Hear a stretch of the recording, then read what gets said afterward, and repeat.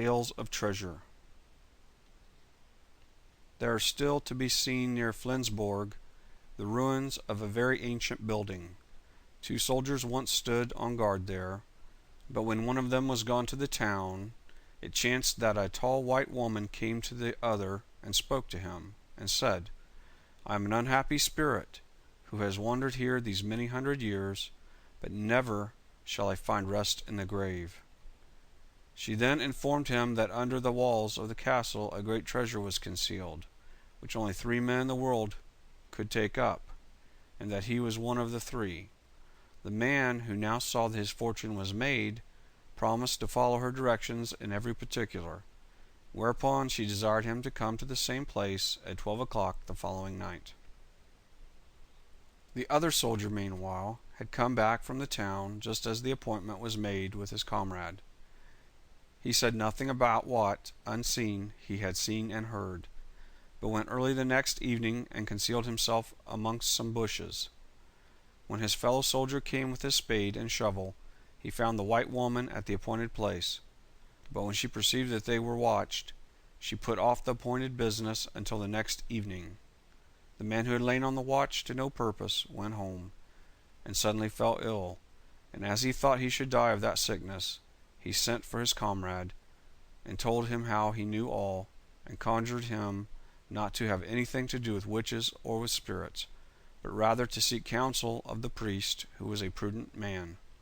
The other thought it would be the wisest plan to follow the advice of his comrade, so he went and discovered the whole affair to the priest, who, however, desired him to do as the spirit had bidden him, only he was to make her lay the first hand to the work herself.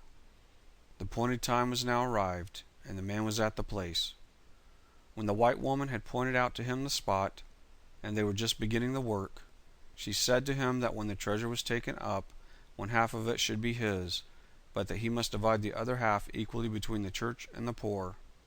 Then the devil entered into the man, and awakened his covetousness, so that he cried out, "What? Shall I not have the whole?" Scarcely had he spoken, when the figure, with a most mournful wail, passed in a blue flame over the moat of the castle, and the man fell sick and died within 3 days. The story soon spread through the country, and a poor scholar who heard it thought he had now an opportunity of making his fortune. He therefore went at midnight to the place, and there he met with the wandering white woman, and he told her why he was come, and offered his services to raise the treasure. She, however, answered that he was not one of the 3, one of whom alone could free her, and that the wall in which was the money would still remain so firm that no human being should be able to break it. She told him that at some future time he should be rewarded for his good inclination, and, it is said, when a long time after he had passed by that place, and thought with compassion on the sufferings of the unblessed woman, he fell on his face over a great heap of money, which soon put him again on his feet. The wall still remains undisturbed, and as often as any one has attempted to throw it down, whatever is thrown down in the day is replaced again in the night. 3 men went once in the night time to Klumhoi to try their luck, for a dragon watches there over a great treasure. They dug into the ground, giving each other a strict charge not to utter a word whatever might happen, otherwise all their labor would be in vain. When they had dug pretty deep, their spades struck against a copper chest.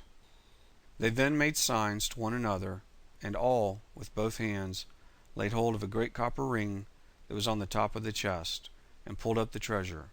When they had just got it into their possession, one of them forgot the necessity of silence, and shouted out, "One pull more, and we have it."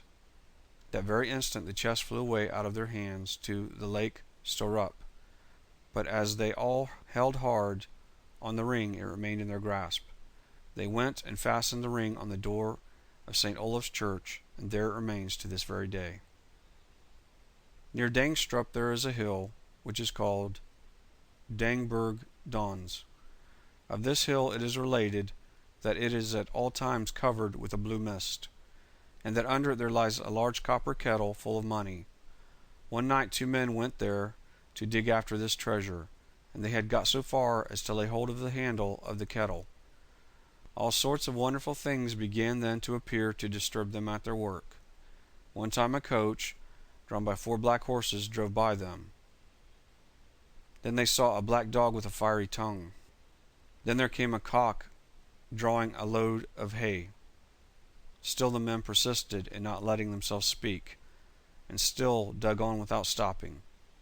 At last a fellow came limping up to them and said, "See, Dangstrup is on fire." When the men looked towards the town, it appeared exactly as if the whole place were in bright flame. Then at length one of the men forgot to keep silence, and the moment he uttered an exclamation, the treasure sank deeper and deeper, and as often since as any attempt has been made to get it up, the trolls have, by their spells and artifices, prevented its success. The End. Folklore and Legends. Scandinavian. Author various. Story. Tales of Treasure.